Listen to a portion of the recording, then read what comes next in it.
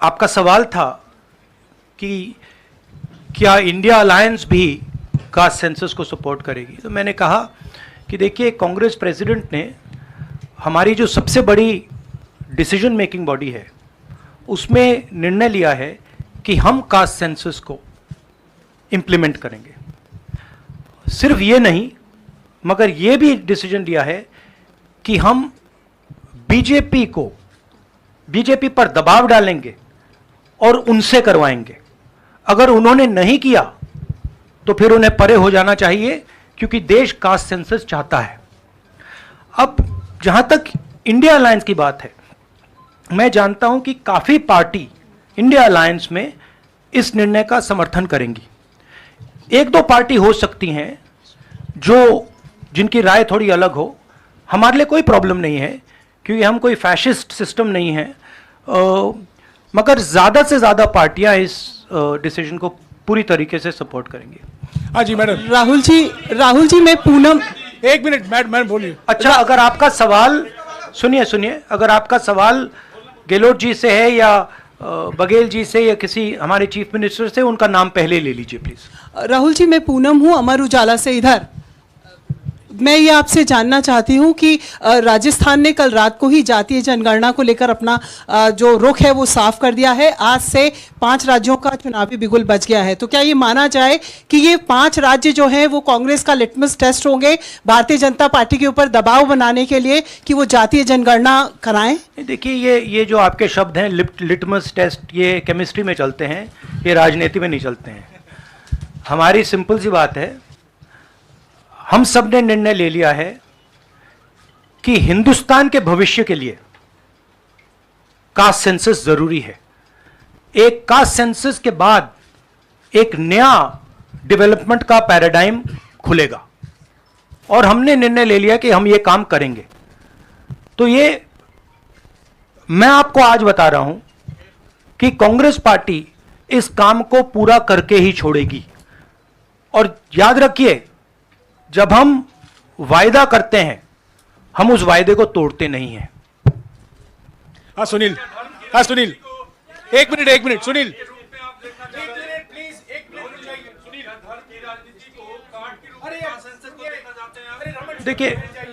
देखिए नहीं, मैं इसका जवाब देता हूं। देखिए, ये कास्ट और धर्म की बात नहीं है, ये गरीबी की बात है। हिंदुस्तान के ओबीसी, हिंदुस्तान के दलित, हिंदुस्तान के आदिवासी और हिंदुस्तान के गरीब लोग, इनके लिए यह काम किया जा रहा है। आज क्या हो रहा है, 2 हिंदुस्तान बन रहे हैं, एक अदानी जी वाला और दूसरा सबका। कास्ट सेंसस साफ दिखा देगा कि हिंदुस्तान में लोग कितने हैं, कौन है, और हम वहां नहीं रुकेंगे। उसके बाद इकोनॉमिक सर्वे होगा, तो हमें यह भी पता लग जाएगा कि कितने लोग हैं, धन किसके हाथ में है, धन कहां है, एसेट्स किसके हाथ में है। और फिर जैसे मैंने कहा, जो एक्सरे हमें, और मैं कहता हूं शायद इसमें मेरी भी गलती है, जो हमने पहले नहीं किया उसको अब हम पूरा करके दिखा देंगे, क्योंकि इस एक्सरे की जरूरत है। अगर हम नया पैराडाइम, नया डेवलपमेंट का पैराडाइम चाहते हैं जहां सबको न्याय मिले, उसके लिए हमें कास्ट सेंसस करना ही होगा। Sir, you've heard the Prime Minister in Hyderabad, give his counter to the caste census and about, the rights and what will happen to southern states and the various things. How do you view that? And also for the Karnataka Chief Minister, why doesn't he go ahead with the release of the caste census data? We are in discussions. We are very clear what our direction is. Those actions will be taken. I'll also let Siddaramaiah ji directly answer your question. So first, let me ask him to. You haven't answered that. I'll come back to you. He's asking about caste census in Karnataka. Our previous government in Karnataka, that is the government, our Congress government was there between 2013 and 2018. Normally he doesn't need a mic.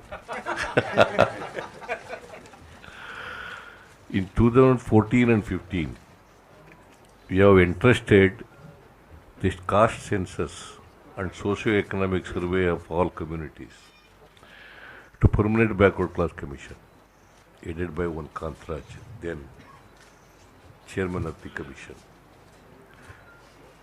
By the time our term is over, the report was not ready. When coalition government was there in Karnataka after 2018, the caste census report was ready, but the coalition government's chief minister, Mr. Kumaraswamy, did not receive that report. Now the report is laying with the Permanent Backward Class Commission. I requested now the present chairman, Mr. Jaiprakash Hegde, to submit the report to the government. If he submits the report, he will definitely issue the report. With consensus, caste census and socio-economic survey of all communities, particularly other backward communities. एक minute please. अरे एक minute रुक जाइए ना. जवाब दे रहे हैं. राहुल जी जवाब दे रहे हैं. On the Prime Minister's, the Prime Minister is making unconnected statements. What the caste census has to do with, representation of the South is very difficult to understand. Now, the problem is that the Prime Minister is incapable of doing the caste census. I'd like to point out something quite interesting. There are हमारे 4 chief ministers हैं. 4 में से 3 OBC वर्ग के हैं. BJP के 10 chief minister हैं, 1 OBC वर्ग के हैं, और वो भी कुछ ही दिन में चीफ मिनिस्टर नहीं रहेंगे. तो बात बहुत होती है ओबीसीज की, मगर नरेंद्र मोदी जी को यह बताना है कि ओबीसीज के लिए आपने किया क्या. मैंने पार्लियामेंट में उदाहरण दिया कि 90 अफसरों में से 3 अफसर ओबीसी वर्ग के हैं. नरेंद्र मोदी जी ने उसके बारे में कुछ नहीं बोला. उन्होंने यह भी नहीं बोला कि हां यह गलत है. उन्होंने बोला, एक शब्द नहीं बोला. मतलब उनके लिए यह एक्सेप्टेबल है कि हिंदुस्तान में जिनकी शायद 50% आबादी है अप्रोक्सीमेटली, उनका सरकार को चलाने में कोई भी हक ना हो. तो यह तो सच्चाई है, रियलिटी है. प्राइम मिनिस्टर सीधा कह दें कि हम कास्ट सेंसस का डेटा रिलीज कर देंगे. प्राइम मिनिस्टर सीधा कह दें कि अगला सेंसस कास्ट बेसिस पे होगा. वो कह ही नहीं सकते, क्योंकि प्राइम मिनिस्टर सचमुच में ओबीसी वर्ग के लिए काम नहीं करते हैं.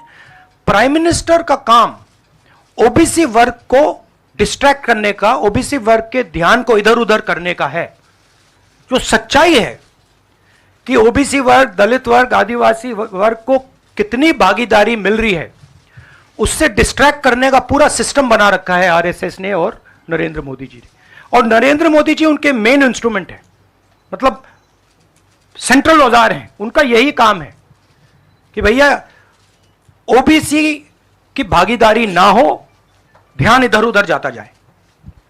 हाँ संजय. राहुल जी, प्राइम मिनिस्टर और बीजेपी का एलिगेशन है कि कांग्रेस कास्ट सेंसस को इसलिए ला रही है, लाके वो हिंदू कम्युनिटी के अंदर डिवीज़न पैदा करना चाह रही है. और ये राजस्थान में उन्होंने रैली में ये बात कही कि ये कास्ट सेंसस का मतलब कांग्रेस का एडवोकेसी का, राहुल गांधी का एडवोकेसी का यही लक्ष्य है. हमारा लक्ष्य, जैसे मैंने कहा, हमारा लक्ष्य है कि एक्सरे होना चाहिए. किसी को चोट लगती है, अस्पताल में पहला काम होता है, भैया देखिए एक्सरे कराते हैं, पता लगाते हैं क्या है, सच्चाई क्या है. हमें लग रहा है कि हिंदुस्तान में जो भागीदारी ओबीसी की होनी चाहिए, दलितों को होनी चाहिए, आदिवासियों की होनी चाहिए, हमें लगता है कि वो उनको नहीं मिल रही है, सस्पिशन है। अब हम सिर्फ ये कर रहे हैं कि हम एक्सरे कराना चाह रहे हैं, देखना चाह रहे हैं कि क्या ये सच्चाई है इसमें या नहीं। नरेंद्र मोदी एक्सरे कराने से क्यों डर रहे हैं? इसमें लोगों को बांटने की बात नहीं है, इसमें जो हक लोगों का है उनको देने की बात है। अब मुझे यह बात समझ नहीं आ रही कि हिंदुस्तान के जो प्रधानमंत्री हैं एक्सरे क्यों नहीं करा रहे हैं, एक्सरे करने से क्यों डर रहे हैं, और जहां भी जा रहे हैं आप नोटिस कीजिए कहीं ना कहीं डिस्ट्रैक्ट करने की बात कर रहे हैं। कभी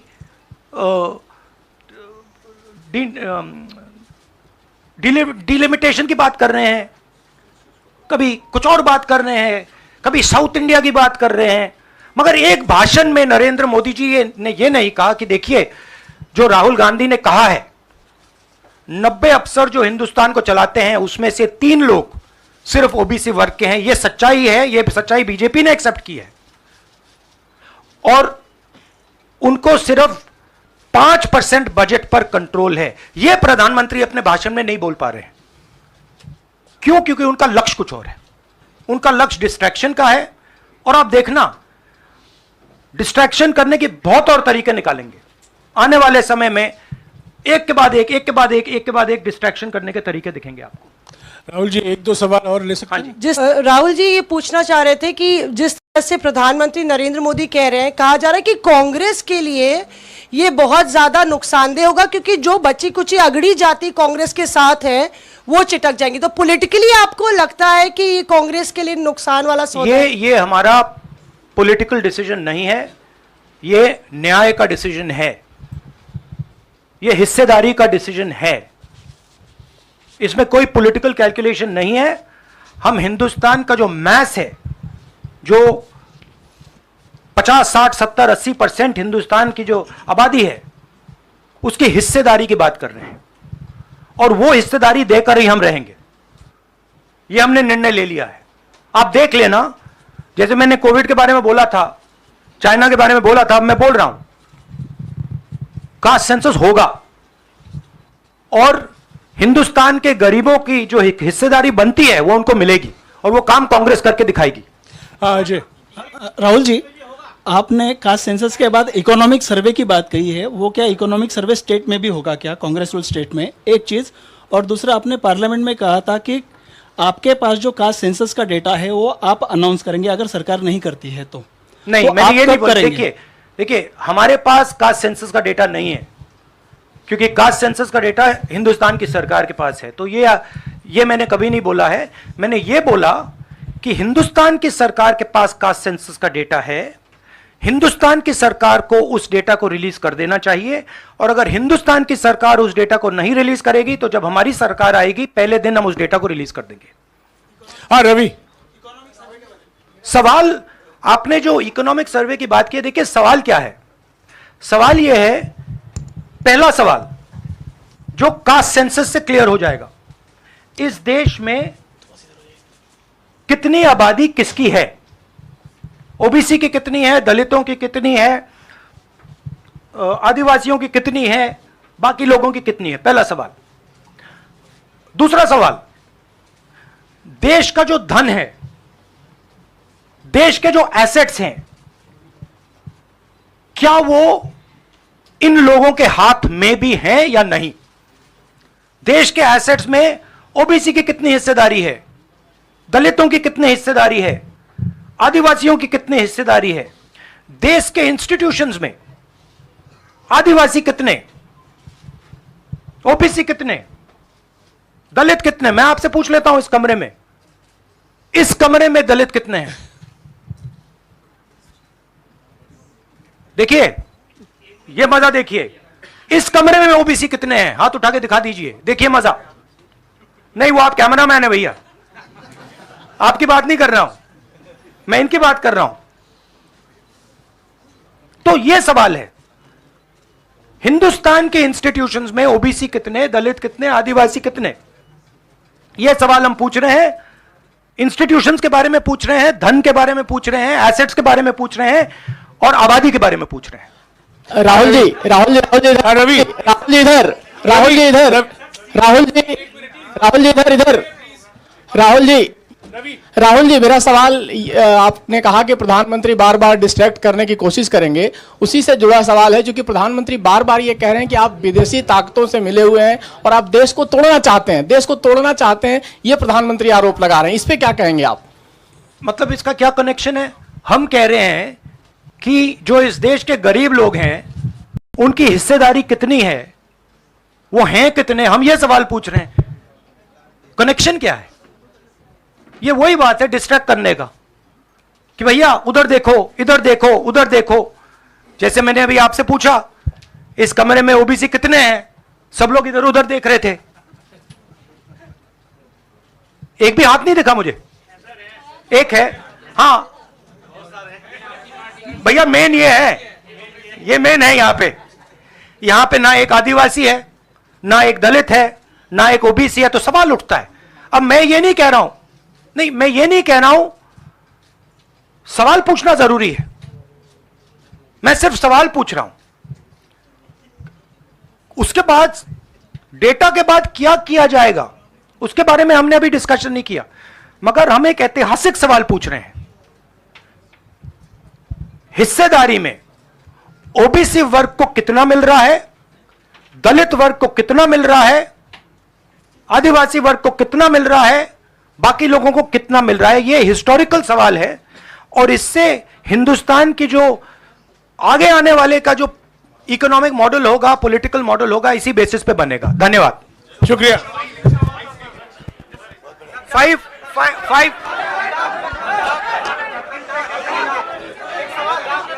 भैया एक सेकंड देखिए, 5 जहां पे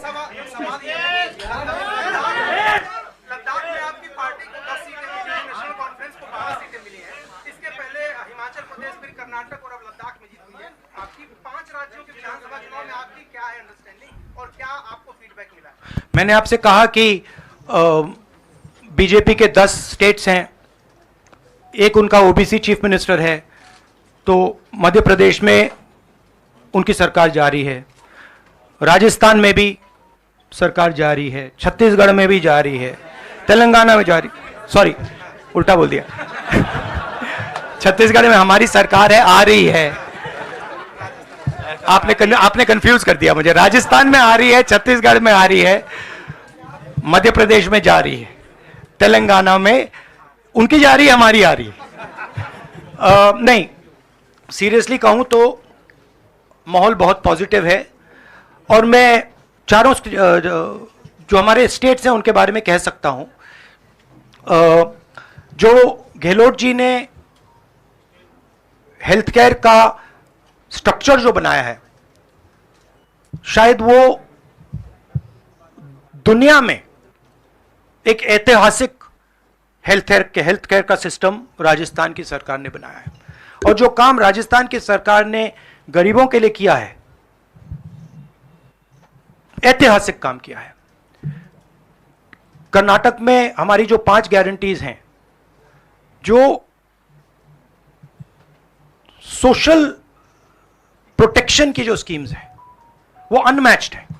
आप किसी भी स्टेट में चले जाइए, आप पूछ लीजिए, आपको ऐसा सोशल प्रोटेक्शन का स्ट्रक्चर नहीं मिलेगा। छत्तीसगढ़ में जो किसानों के साथ हमारे चीफ मिनिस्टर ने किया, जो उनको धान के लिए दाम मिलता है, सबसे ज्यादा मिलता है हिंदुस्तान में। जो कनेक्टिविटी उन्होंने बनाई है, जो हमारे छोटे छोटे डिस्ट्रिक्ट्स में मैन्युफैक्चरिंग यूनिट्स लगवाए हैं, जो ऐतिहासिक काम किया है। और अगर सुक्खू जी के बारे में समझना चाहते हैं तो जब हिमाचल को चोट लगी तो उनका रिस्पॉन्स जो था, जमीनी रिस्पॉन्स, लोगों के बीच में जाकर रिस्पॉन्स, वैसा रिस्पॉन्स शायद मैंने तो पहले नहीं देखा है। तो हमारी जो 4 सरकारें हैं अच्छा काम कर रही हैं। मुझे लगता है हम इन चुनाव में बहुत अच्छा करेंगे। मिजोरम में मैं अभी जा रहा हूं, काफी पॉजिटिव माहौल है और जनरली लोगों में गुस्सा है? एक दो कारण हैं, बेरोजगारी, महंगाई और जो इनइक्वालिटी बढ़ती जा रही है कि अदानी जी जैसे लोग अमीर होते जा रहे हैं, देश के पूरे एसेट्स उनके हाथ पड़ रहे हैं, और किसान हैं, मजदूर हैं, वो गरीब होते जा रहे हैं। ये सबको दिख रहा है। तो इसीलिए हम प्रिपरेशन कर रहे हैं। कास्ट सेंसस हमारा फाउंडेशन है, मगर जो राजस्थान में इन्होंने हेल्थ केयर के लिए किया वो हम नेशनल लेवल पे करने की सोच रहे हैं। जो किसानों के लिए ये कर रहे हैं, जो इनका सोशल सिक्योरिटी का स्ट्रक्चर है, वो हम इसको नेशनल लेवल पे इंप्लीमेंट करने की प्लानिंग कर रहे हैं। हमारी सोच है कि जो नरेंद्र मोदी जी और बीजेपी ने नफरत, हिंसा और डर का विजन दिया है, हम देश को मोहब्बत, रिस्पेक्ट और भागीदारी का विजन दें। और मुझे लग रहा है कि देश का जो मूड है वो बिल्कुल बदल चुका है, और ये बात अभी बीजेपी वालों को समझ नहीं आई है, मगर कुछ ही दिनों में उनको आस्ते आस्ते ये बात समझ आ जाएगी कि जो उन्होंने देश के साथ किया है, जो उन्होंने नफरत फैलाई है, जो उन्होंने इंस्टीट्यूशंस पर आक्रमण किया है, लोगों को डराया है, धमकाया है, नफरत फैलाई है, वो इस देश को अच्छा नहीं लगा है। तो ये मुझे लग रहा है। आप सबका बहुत बहुत धन्यवाद। नमस्कार।